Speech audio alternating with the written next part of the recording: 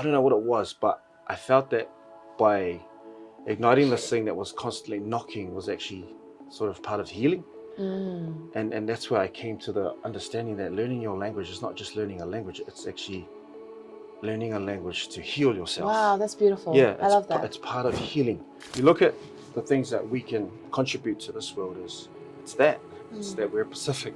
On top of our academics, on top of our sporting prowess, on top of everything else, the underlying factor that we ultimately bring is who we are in terms of our Pacificness. So when you're getting a mate, you're stepping into a lineage that's already pre-existed before you. And it's almost like when you're at that ceremony, it's like you're stepping into the eternity of your ancestors receiving the same thing.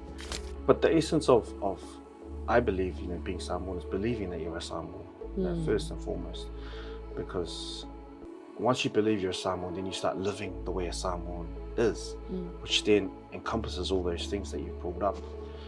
And knowing the true essence of a Samoan, like when you go back to Samoa, and I always encourage people, especially who work in these corporate scenes, who represent our people, go back to our people. Yeah. Go back to the villages and really sit there and really embrace and really learn about that part that was missing for you.